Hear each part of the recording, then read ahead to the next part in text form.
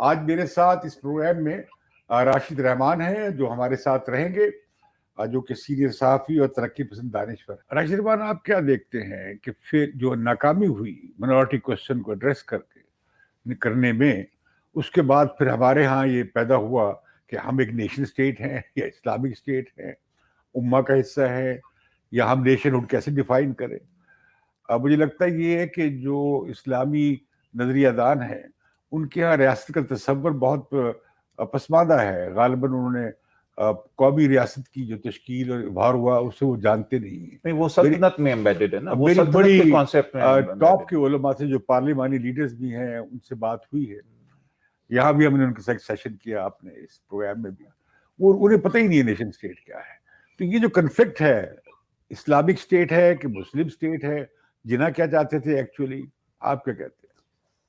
میرا خیال ہے اس بات کو اس پس منظر میں دیکھنا چاہیے کہ 1857 میں جب ڈیفیٹ ہوئی مغل امپائر کی، تو اس کے بعد جو کمیونٹیز تھیں ان کا رسپانس کیا ہوا۔ مسلمانوں کے بارے میں کہا جاتا ہے کہ وہ ایک طرح سے مفلوج ہو کے رہ گئے، اور اسی لیے سر سید احمد خان وغیرہ نے کوشش کی کہ بھائی ان کو ایجوکیٹ تو کیا جائے، یہ آگے آئیں، پیچھے نہ رہ جائیں، پسماندہ نہ رہ جائیں، کیونکہ شرفا بھی گئے، کورٹ بھی گیا، اشرفیہ گیا، سب گیا، تو وہ سسٹم کلیپس کر گیا۔ اور جیسے طاہر صاحب مجھے کوٹ کر رہے تھے ابھی کہ 19ویں صدی کے آخری کوارٹر میں ہندو نیشنلزم ہم دیکھتے ہیں بنگال سے شروع ہوتا ہے لٹریچر اور پھر پھیل جاتا ہے ناردرن انڈیا میں، تو وہ رسپانس اس طرف ہے۔ اب وہ اسرشن ہے پرسیوڈ یعنی سبجوگیشن کے خلاف، یعنی کہ بہت عرصہ ہم مسلمانوں، 1000 سال مسلمانوں کی حکمرانی میں ہم نے گزارے، اب موقع شاید آ رہا ہے، اوپننگ آ رہی ہے، ہمارا وقت آ رہا ہے۔ تو ہندو نیشنلزم کی بنیاد یہ بنتی ہے میرے خیال میں۔ بڑا میں آپ سے شیئر کر دوں، میری RSS کے لیڈر سے جو ان کے بڑے دادے ہیں، بزرگ ہیں، ان سے گھنٹوں پوری رات ڈسکشن رہی ہیں دلی میں اور ایلسویئر۔ ان کا بڑا انٹرسٹنگ ویو ہے کلچرل ریوائول کا، جڑوں کی بات یافت کا، کہ بھی ہندوستان کا جو اصل جو اوریجنل ہے اسے بحال کرنا ہے، اور یہ جو مسلم انویژن تھا باہر سے آئے، اس پر پھر آپ کو یاد ہے جسونت سنگھ کی کتاب آئی کہ آپ سب کہتے ہیں کہ برٹش انویژن تھا، آپ کرسچن انویژن نہیں کہتے۔ تو یہ مغلوں کا یا افغانوں کا جو حملے تھے، آپ اسے کیوں مسلم انویژن کہتے ہیں؟ Good question. چلیے آگے۔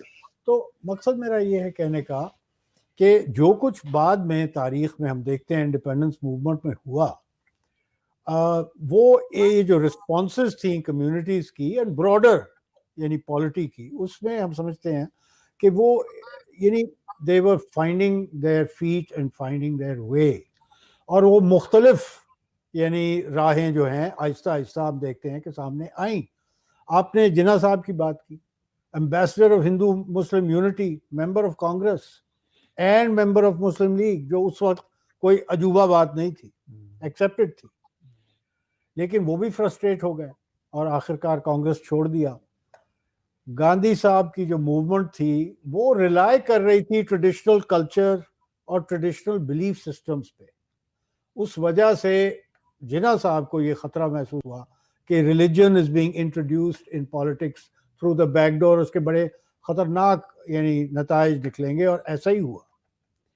گاندھی جی کا شاید یہ ارادہ نہیں تھا یا مقصد نہیں تھا، لیکن ہو گیا۔ والپٹ کی کتاب میں جی 1929 کی جلسے کا ذکر کرتا ہے کہ جناح نے تنقید کی گاندھی پہ کہ جی آپ یہ جو کر رہے ہیں جی اس سے کمیونزم پیدا جی ہوگا، تو جناح واز ہوٹڈ ڈاؤن جی خوب، اسی اور لیے گاندھی نے اسے کنڈیم نہیں کیا، نہیں کیا، اور پھر جناح چھوڑ کے اور چلے۔ اسی لیے چھوڑ کر چلے گئے۔ اچھا، اب بات یہ ہے کہ نہ صرف کانگریس چھوڑ کر چلے گئے، وہ تو ہندوستان چھوڑ کر چلے گئے، ڈس ایلوژن ہو گئے کہ جو ان کا نظریہ تھا ایک سیکولر نیشنلسٹ انڈیپینڈنس موومنٹ کا، وہ اب کھٹائی میں پڑتا نظر آ رہا ہے، ڈس ایلوژن ہو گئے، چلے گئے۔ اور 1930-31 کی جو راؤنڈ ٹیبل کانفرنس ہوئی لندن میں، وہاں پھر اقبال اور دوسروں نے ان کو پرسویٹ کیا کہ مسلمانوں کا تو کوئی حال نہیں ہے، مسلم لیگ کا کوئی حال نہیں ہے، خدا را آپ واپس آئیں اور لیڈ کریں، اور وہ آئے۔ لیکن جنا ارلیئر اور جنا یہ جب واپس آتے ہیں ان میں کچھ ذرا فرق پولیٹیکل ہمیں یہ نظر آتا ہے کہ جو مسلمانوں کے مسائل تھے اور سوالات تھے کہ ہمارا کیا بنے گا، اس کا جواب ذرا سا مختلف یوں ہوا کہ باوجود اس کے کہ آخر تک وہ اپنی سیکولر نیشنلسٹ جو بلیفز تھی ان کو انہوں نے چھوڑا نہیں، لیکن تھوڑا سا دروازہ ریلیجن کے لیے اپنی طرف سے بھی کھولا۔ تھوڑا سا کیا کھول دیا؟ میں پولائٹ ہو رہا ہوں۔ دیکھیے آپ بتائیے، جو پوزیشن وہ گاندھی کے خلاف لے رہے تھے جی کہ آپ کمیونلائز کر رہے ہو، ریلیجس لینگویج استعمال کر کے، جی اس کے استارے استعمال کر کے، سمبل استعمال کر کے، تو وہ جناح صاحب نے تو وہی پورا بات، پورا اسلام کا جھنڈا وہی نہیں دے بات۔ دیا۔ تو تھیسس اینٹیتھسس یعنی دو چیزیں ٹکرا گئی نا آپس میں، اور جب ٹکرائیں تو اس نے نیشن ہوڈ کا جو ایک ڈیفینیشن ہے اس کو تبدیل کر دیا، اس کو ریلیجس بنا دیا۔ اب جو ڈیمانڈ تھی وہ مائنورٹی رائٹس کی تھی، کیونکہ مسلمان مائنورٹی تھے، اور مائنورٹی رائٹس میں بہت عرصے تک یہ بات نہیں تھی کہ سیپریشن ضروری ہے، یہ بات تھی کہ رائٹس مل جائے، ریزرویشن مل جائے، ہاں تو پروونشل آٹونومی مل جائے اور فیڈریشن جو ہے وہ ڈیموکریٹک ہو، تو اس میں ان کے انٹرسٹ جو ہیں وہ سرو ہوتے ہیں۔ کیبنٹ مشن پلان کی جو آؤٹ لائن ہے وہ یہی ہے، اور اسی لیے شاید ایکسیپٹ بھی کیا جناح صاحب نے، لیکن نہرو صاحب اور پٹیل صاحب کا کچھ یہ اور بتائیں خیال تھا۔ کہ میں پھر جاؤں گا اسلام آباد پرویز یوسف بھائی کی طرف، کہ جو دو قومی نظریے تھا یا پاکستان موومنٹ کا زور تو تھا منورٹی علاقے کے مسلمز میں، میجورٹی علاقوں میں تو مسلمز کے انہیں وہ مسئلہ درپیش نہیں تھا جو مسلم منورٹی کے علاقوں میں مسلمز کو درپیش تھا، اکثریت کا دباؤ۔ تو لہذا آپ دیکھیں گے کہ آخر تک یہاں یونس پارٹی رہی پنجاب میں۔ جی فرنٹیئر میں کون تھا علاوہ سندھ کے؟ جو اب پاکستان ہے، ویسٹ پاکستان جو تھا پہلے، بنگال میں تھی، اس میں تو مسلم لیگ بڑی کمزور تھی، جو بھی تصور تھا۔ ایک منٹ کے لیے اگر یہ مان بھی لیا جائے کہ اسلامی ریاست جیسے بھی آپ ڈیفائن کرتے ہیں، تو اس میں ایمبیڈڈ ہے یہ خیال کہ یہ ایک ہے، سب لوگ ایک ہیں۔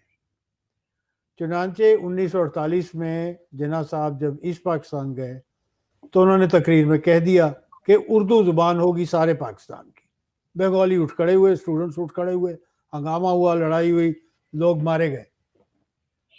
یعنی اس سے یہ ثابت ہوتا ہے کہ ان کے ذہن میں جو تصور تھا کہ یہ اکائی ہے، ایک جیسا ہوگا، کنفارمٹی ہوگی لینگویج کی، کلچر کی، مذہب کی وغیرہ، وہ جو حقائق تھے زمینی ان سے ہٹ کے بات تھی، اس لیے کہ بنگالی تھا۔ ایک اللہ، ایک کتاب، ایک مملکت۔ جی اب دلچسپ بات یہ ہے کہ آر ایس ایس جو ہندوستان میں کہہ رہی ہے وہ یہی بھی بات کہتی ہے وہ یہی بات کر کہ ایک ہندوستان، ایک ہندو قوم، ایک ہندی زبان، ایک آئین اور ایک مملکت۔ وہ تو میں نے پہلے ہی کہا نا، تھیسس اینٹیتھسس چل رہا ہے، لیکن تاریخی طور پہ بات کر رہا ہوں کہ جو فیڈریٹنگ یونٹس تھے، اکائیاں تھیں، ان کا اپنا ایک وجود تھا، کلچر تھا، ہسٹری تھی، لینگویج تھی، آئیڈینٹی تھی۔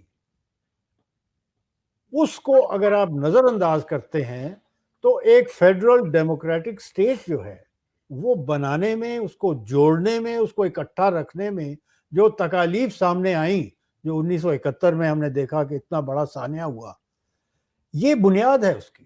وہ تصور جو تھا وہ ان زمینی حقائق کو نظر انداز کرتا ہوا، ان کو رونتا ہوا ہمیں ایک جگہ کھڑا کرنا چاہتا۔ اچھا مجھے آپ ایک جواب دیں، 1973 کا آئین کس حد تک اس تضاد کو حل کر سکا اور کتنا ناکام رہا؟ کسی حد تک میں کہوں گا، اس لیے کہ دیکھیں مثال کے طور پر 1973 کے آئین نے سینٹ کریٹ کیا۔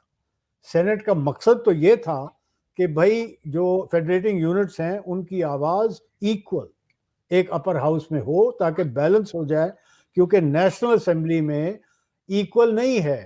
جو بڑا صوبہ اس وقت پھر پنجاب بن گیا بڑا صوبہ، تو پنجاب کا جو وزن ہے وہ زیادہ ہو جائے گا، باقیوں کا کم ہو جائے گا، اور شکایات تو باقیوں کو تھیں، پنجاب کو کم اور باقیوں کو زیادہ۔ تو اس سینس میں تو وہ پازیٹیو تھا، لیکن سینٹ اور اس کی فنکشننگ اور اس کی پاورز جو ہیں اس پہ تضاد سامنے آیا، اور ہم نے دیکھا، تھوڑے دن میں دیکھا کہ سینٹ پارلس ہے، اور جو ٹرینڈز اگر نیشنل اسمبلی میں چلتے ہیں ان کو روک نہیں سکا اور روک نہیں سکتا شاید۔ میں نے پہلے بھی کہا کہ زمینی حقائق سے ہٹ کر باتیں ہوئیں اور ان کے نتائج ہم بھگت رہے ہیں۔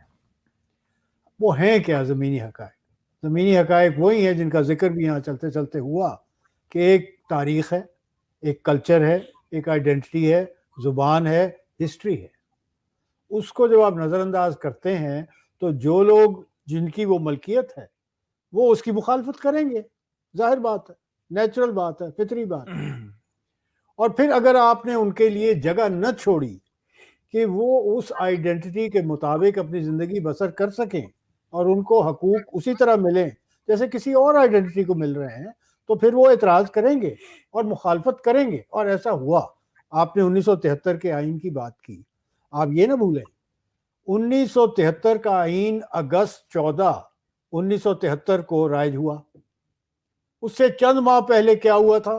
بلوچستان میں گورنمنٹ ڈسمس ہوئی اور ایک جنگ چھڑ گئی، اور اس کے نتائج آپ کے سامنے ہیں، دہرانے کی ضرورت نہیں ہے۔ یعنی جو بنگلہ دیش یا ایسٹ پاکستان میں ہوا اس سے سبق نہ سیکھتے ہوئے پھر وہی چیز دہرائی جا رہی تھی، اور جو کچھ وہاں ہوا اس کو سپریس کر دیا گیا۔ حمود الرحمان کمیشن رپورٹ آج تک نہیں نظر آئی ہمیں، وغیرہ وغیرہ۔ تو اگر ہم سیکھتے نہیں ہیں تاریخ سے اور تجربے سے تو we are condemned to repeat history, اور یہ ہم کیے چلے جا رہے ہیں۔ یہ ایک ڈیموکریٹک فیڈریشن تبھی بنتا ہے اگر آپ خدارا یہ مانیں کہ سندھی سندھی ہے اور بلوچ بلوچ ہے، پشتون پشتون ہے، پنجابی پنجابی، اگر پنجابی مانے اس بات کو۔ اول تو پنجابی پتہ نہیں ہے ماننے کے لیے تیار بھی ہے کہ نہیں، وہ بھی ایک مسئلہ ہے، لیکن بہرحال ہر جو انسان یہاں رہتا ہے اس کی کوئی جڑیں ہیں، روٹس ہیں، ٹریڈیشن ہے، ہسٹری ہے، کلچر، آئیڈینٹی ہے۔ اس کو اپناتے ہوئے اور ایمبریس کرتے ہوئے اگر آپ ایک ریاست کھڑی کریں گے تو ہم آہنگی ہوگی اور خوش رہیں گے لوگ۔ 1971 نہیں ہوگا جی، پھر 1971 نہیں ہوگا، 1971 نہیں ہوگا، 1973 نہیں ہوگا، اور جو چل رہا ہے ابھی 2002 سے وہ نہیں ہوگا۔ ریلیجن جو ہے اسلام سمیت وہ ایک بڑا کنٹیسٹڈ ٹرین ہے۔ آپ نے ذکر کیا ہماری صوفی ٹریڈیشن کا۔ صوفی ٹریڈیشن کا کیا ہوا ہے؟ بریلوی بلیو کرتے ہیں صوفی ٹریڈیشن میں، لیکن انہی بریلویوں میں سے خادم حسین رضوی اور ادر ایکسٹریمسٹ جو ٹینڈنسیز ہیں وہ نکلتی ہیں۔ تو یہ بڑا مشکل ہے کہ آپ کوئی ایسا اسلام پیدا کرنا چاہتے ہیں یا ایجاد کرنا چاہتے ہیں جو سب کو انکلوڈ کرے اور سب کے لیے قابل قبول ہو۔ یہ تو پھر آپ اس کی تاریخ میں جائیں گے تو آپ کو کربلا بھی یاد آئے گا اور واقعات بھی یاد آئیں گے، اور آپ کو سمجھ آئے گی کہ یہ کتنا مشکل کام۔